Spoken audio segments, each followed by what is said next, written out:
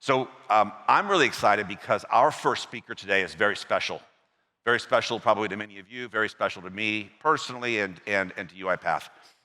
In 2017, he pretty much put RPA legitimately on the map with the first Forrester wave. And I remember UiPath, we got this little dot, and there were some other bigger dots, but that little dot was in a good spot.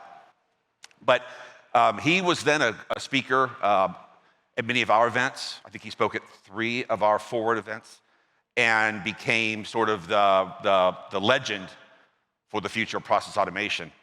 And I'm thrilled to have him here right now today with us to take us into Act 2 and to show his excitement and enthusiasm, just like he did back in 2017, this time for agentic automation.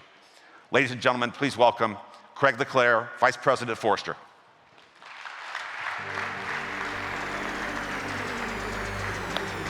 Wow. Bobby, that was great. Thank you. Bobby, thank you for that introduction. It was not deserved at all. But the first talk I did with them was in Brooklyn. And I actually grew up in New York. I was born in Upper West End Avenue, which turned out to be the best address I would ever have, at least so far. But it was interesting because it was a couple blocks from the Dakota, where John Lennon lived, of course, famously. And I was reminded of a story that's relevant here, or at least I'll try to make it relevant, that when John was a little boy, 7 years old, his teacher asked him an important question. John, what do you want to be when you grow up? And John said, happy. And the teacher said, you didn't understand the question. And John said, you don't understand life. Yeah. Now, the reason that's important here is because you are building the next generation of automation, right? We're entering a new era. In the book I will not mention very much today, I have a book coming out in January called Random Acts of Automation. I talk about the human capable period. And that's where machines have started to get to be capable of doing human things. So it's important to understand the responsibility you have, the awesome opportunity you have.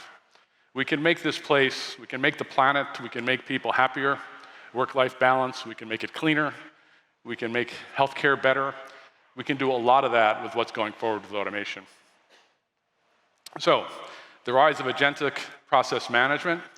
See if I can get my clicker to make. So this is a quote from a Forrester report. You know, that's what we do. We write reports and hope that people read them. This is, I thought, a good quote, so I put it out here on this slide. And basically, it's about friction. What AI interfaces allow you to do is to eliminate the friction between humans and technology that has existed. You know, bad websites, bad mobile apps, you know, bad trying to figure out how to turn that Bluetooth on your phone, right? So we can eliminate that friction, which is the big thing, and it's always the UI. You know, I've been covering technology. I was on the vendor side. I decided to make a more honest living. I moved to the analyst side, which isn't perfect itself, but it's always the UI through those 30 years of my working in high tech. You know, it was the command line for the DOS command line for the PC that allowed us to access and control a PC. You know, it was the 2008 iPhone, you know, that changed away from the clicks of the BlackBerry, which had already become Crackberries at the time. And now it's the ability for humans to interact once again. Now, at a relatively low point in my career, I worked for a company called Broadridge, which produces information like prospectuses for mutual funds. SEC requires you get one before you buy it. Annual reports. Our tagline internally, and this is a $4 or $5 billion business, internally was that we produce more information that nobody reads than anyone else in the world. You can tell why I didn't last very long at Broad. It's a great company, by the way. But imagine if you could turn that pile of data, you know, into a conversation. So instead of having all of this information written by lawyers for other lawyers to read, you could actually have a conversation with the pile of data and say, you know, of all these funds, which ones have the highest ESG rating, right? What am I actually paying for managing, for your supposed management of these assets? That's the opportunity that we have. So this is my distillation of all the process patterns in the world into 4. Now, the bottom of the pyramid, which you see is broader because most companies, if you looked at their processes and did an inventory, they would have 68% at level 1 and 18% at level 2. So level 1 is workflow. We've been doing that for decades, right? Sequential, the simple approval workflow. Still very relevant. Level 2 is where the RPA bots would reside, but also the early generation chatbots, the ones with those confusing conversations that always lost, that had a question depth of 1.4 before you tried to get a human somehow, right? Those are level 2. Now, that period, the 1 and 2 level processes have been what we've attacked in the period called the intelligent automation period. Our friends at Gartner call it the hyper-automation period. They always come up with better terms than we do somehow. But the main thing about levels 1 and 2 is that they don't do anything particularly good. They lift low-value effort out of a process, free humans up, but they don't change the process fundamentally. They don't create new jobs, certainly, or new ways of doing things. There's a bunch of economists a few blocks from me down at MIT that call them so-so automation. You know, they write about the steam engine and what that did, or the Eli Whitney's cotton gin created the whole garment industry. They talk about what the trains did. And, you know, all that automation created tremendous new opportunities. There's no new opportunities that are really provided by level 1 and 2 process patterns. Yeah. 3 and 4 is where it gets more interesting, and that's our opportunity. That's the next phase we're going into. And right now, if you looked at all of UiPath's customers, there's probably document understanding is the only thing that's really AI-driven today. And that's leaking into the level 3 there. And level 3 is important because it's a human in the loop. It's a human and machines acting as peers. And that's a sweet spot. When you get to level 4, when you get to agentic, you need perfect algorithms, you need perfect data, yeah? You need resilience in the system. So there's all of the issues that we talk about with trust related to group 4. The point of this slide is that we're not gonna just all move up this pyramid to level 4, that for a long, long time, we're gonna have a concatenation of level 1, 2, 3, and 4 processes. And that is the goal and the role of agentic process automation, is to be that orchestration element and to bring those deterministic assets from the lower part of the pyramid and link them and transition them to levels 3 and 4 patterns. Now, this sort of builds on some of the previous material. The top part of this slide, old interfaces to AI interfaces, I've already talked about that. That's reducing the friction. The lower part, traditional agents, and I like to think that RPA bots are the ancestors of IA agents. They're just like the Neanderthal. They were a little slower. They weren't as upright. They didn't learn. They did exactly what you wanted it to do, but nothing more. But moving to AI agents is really what we're trying to do. And there you're going to have generative drive models. Now, my definition of AI agents, basically the key words, if you were extracting this with some natural language intelligence, you might say, what's the key word here? Well, the key word is really in support of other people, in support of humans. That's what AI agents do. Agents are more task-oriented and more tactical. They're more goal-oriented. They know how not to get stuck. If they get stuck, they know a context from the LLM environment to query a human or query a system. to keep going relentlessly towards that goal in an autonomous set of patterns. To be an agent, you need to have a non-deterministic control flow. And that's the big distinction between RPA bots, which don't have anything like that, and AI agents. I saw one of the slides, it might have been one of Daniel's slides, that said there were 1 billion use cases for AI agents. I'm not sure of how the count went to get to that number, and I'm not challenging that in any way. But our view is that they'd all fit into these 5 categories. So the customer-facing agents are the ones you hear the most about. This is our next generation of self-service, where you're going to have virtual agents that can handle a full conversation. No 1.5 question depth. They're going to be able to really understand what you want. Even now, what they're doing in call centers is they're, for the human part, they're recording the human customer conversation, and the large language model is summarizing that, and then an RPA bot is popping it into the CRM system, or actually 4 or 5 places, where the next agent has a really good, crisp summary. Any of you that have any kind of contact centers should be doing that. You get a lift in customer service, and the post-call notes that agents are supposed to do take 3 to 5 minutes. You eliminate that, and so you get an ROI boost as well. But we're all very familiar with customer-facing agents. Now, employee support agents, that's your space. That's the intelligent automation, the platforms that we're here talking about. That's your sweet spot. I'm going to get to that in a second. Let me just finish the other 3. Customer advocacy agents. These are digital doubles that help consumers in different ways.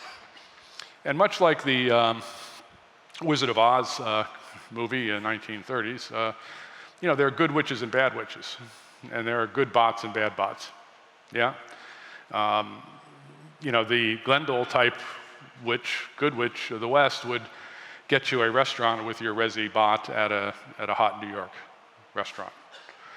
The bad bots, the Grinch bots, would do things like, if you were a Swiftie trying to get that great ticket, the one thing you wanted to do was to see Taylor in concert, and you got on the Ticketmaster site, and they threw you in a waiting room. The music on hold was pretty good. It was Taylor Swift music. You were there for hours and hours, a 14-year-old girl waiting to get tickets. No chance. The bots had moved in, grabbed the tickets, and flipped them on eBay for multiples of their value. The CEO of Ticketmaster sounded like the captain from Casablanca. I'm shocked that there's gambling going on here. I'm sorry for these old movie references. What is the average age here? About 28. I'm sorry. I can go much worse. But and the CEO said, yeah, there were bots there, but that shouldn't have been there. I said, well, yeah. In 2018, you sold 60,000 Hamilton tickets the same way, the bots. The bottom line is a commission that from a bot is the same as a commission from a human, and you just didn't give a damn. Again, responsibility, automation responsibility, that's what we need to see. The enterprise automation agents are like the up-and-coming Gen AI platforms that are going to be building software and code. We call them Turing bots. Organizational stewardship, this is my favorite category, which is probably the most nascent, but I think there will be agents that will be looking at an enterprise or a segment of an enterprise or a compliance process, being able to assess based on unstructured data like activity streams and emails, be able to give you, basically be your monitor of issues, right? So there'll be issues with that, of course, but these are our 5 categories. But let's get real here. Let's talk about, these are all agents that Forrester has interviewed. These are production. And to your happiness, I'm not going to talk about all of them. I'm going to talk about just a few. We rank them in terms of business value and risk, and highlighted the near-term ones. There's one thing you might notice if you were really astute and weren't out too late last night with the band, is that these are all mostly operational agents. There are fewer customer-facing agents. That is a sweet spot because you're supporting an employee, which you can be more loose with, and there's a human default there, and you're not supporting customers where you can have brand issues. And by the way, from a heritage standpoint, that's the sweet spot. That's how RPA started. RPA started in the back office. Pick the most boring, oldest legacy systems that companies have. That was the initial sweet spot for RPA. So operational processes, if you have to take away a message from this, is look at those first for bringing in some of your first agents. The one I wanted to talk about was Alert Adjudication Assistant. It's a mouthful, but basically all banks have anti-money laundering systems required by law. And they're capturing suspicious transactions, over $10,000. And they generate something called a suspicious activity report. Yeah? Now, there have been some flaws in the system. Bernie Madoff, you might remember, was transferring billions of dollars in his JP Morgan account and never generated a suspicious activity report. So it's not a perfect system. The point here, though, is that there's a lot of false positives. There are a lot of good guys like you that are doing reasonable things, yet you generate a SARS report that has to be looked at by a human. The agent here does that review, and based on its ability to coordinate and look at, using an LLM, make connections, it can eliminate 60% of the false positives. Huge ROI, very, very low risk. So there are significantly real agent use cases that you can build. Now, Agentic AI, as I get to my remaining 3.5 minutes here, is really, just think of that as a subset, or as a superset. You're going to have a really terrific academic to interview here later. Maybe she'll talk about the amount of research that's going on in agentic systems. It goes back, years and years and years, right? It is a superset. Agents tend to be more task-oriented or specific goal-oriented. That's the only thing you have to look at. Agentic process management has become a very fashionable word at the moment. But really think more about agents than an agentic system. Agentic systems are a broader concept. So this is a bit of a chaotic projection on my part. We're going to have to manage models. Today, level 1 and 2 processes is what a platform like UiPath builds and manages. The future, if all of this we're talking about with AI is halfway successful, you're going to have models all over your enterprise. They're going to be open source models, startup models. You're going to have the foundational models from hyperscalers. You're going to have portfolio vendor like Agentforce from Salesforce. And even device-hosted models. There's a whole technology industry trying to build the hardware and software to run models on your phones, okay? These are all models. Forrester just introduced its first corporate model that takes all of our IP and research and gives you an AI interface, so you can have a conversation with it. Probably put me out of a job in a couple years because you'll be talking to a Isola versus me, easier to get a hold of. So the point is, you're going to have a lot of models. Now, here's what a platform like UiPath has to build and do in order to be a player in being the orchestrator for this chaotic environment. And think how chaotic it's going to be. How many times a year is an enterprise software platform like SAP upgraded? Once, maybe twice, or Salesforce. These models are being updated every other week. You've got significant change management issues. You have different hosting environments have to be understood. The platform has to provide an openness to get to the right model. That's fairly obvious. We've talked a lot about that. Format processing and streaming data. To get to a real agentic, you need streaming data. You need kind of Kafka, running to give you streaming data that you can get to in real time. So that's something that has to evolve. There's a lot of format processing that goes beyond document understanding. It goes beyond IDEP. And we've talked about vector databases and semantic search and all that, but just basic things like tabular data doesn't go into a large language model very well. So that's a whole set of functions that the workflow for that, the orchestration for that should be a function within agentic process orchestration. Model constraint. All these models have different constraints. Some have token constraints. They have different context window sizes. This logic for constraints, if it's embedded in that meta layer that's doing the orchestration, will be a very, very valuable asset to have. And of course, you need agent creation, and we're seeing some early work that I've been very impressed with that UiPath is doing for their agent builder. That's going to evolve over time very, very rapidly, but that's a critical component of being successful here. And of course, governance, data, and IP protection.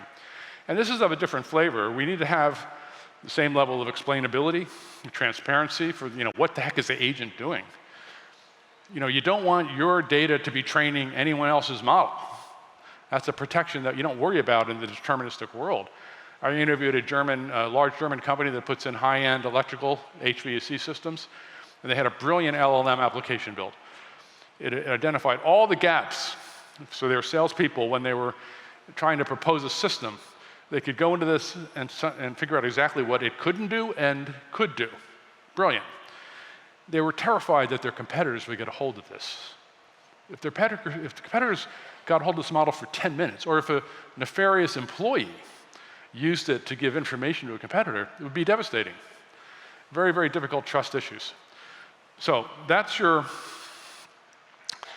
going there. Now, this is the confusion in the market that I have to live with. I have buyers calling me all the time. They have a DPA solution, they want to build agents. They have an RPA solution, they want to talk about agents, right? These are all merging. If you look on the upper left, the DPA platforms have bought RPA platforms. They have that now. The RPA platforms, you're hearing a lot about UiPath building an orchestration engine, a workflow engine. So they're starting to look a lot. They're all investing in process mining. The portfolio vendors, SAP and ServiceNow and so forth, they have invested tremendously in their process layers, and they have RPA now as well. They're all starting to look kind of alike. The worrisome category is the AI-led platforms. Yeah, that's the wild card in this, as to who will be the ones to manage this model environment. Now, most of you know Mike Tyson from the Hangover movies, right? But a few steps from here is a very historic place. That theater arena is where Mike Tyson had his most infamous fight with Evander Holyfield, where he started first nibbling on his ear because he was losing, and then he took a big chunk out of the ear. All right? This is not Mike's finest hour. And he did an amazing recovery from that and other things, worse things. The point is, how much are these AI-led guys going to nibble into the process tooling market that has largely been dominated by the other three categories here? How much will a lang chain come in? How much will APIs being embedded in the foundational models to launch workflows? This is the kind of thing we're not quite sure of yet.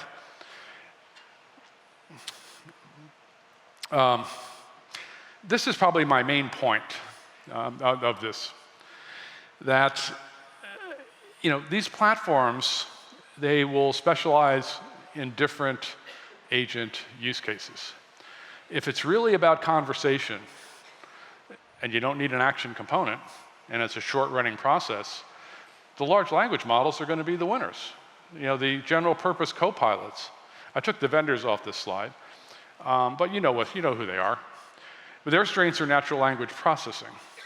They're going to do discrete tasks, infuse human, machine intelligence to support a human in a very discrete task. Everyone here, it's the intelligent automation, DPA, RPA world. It's about long-running processes. It's about strong action features.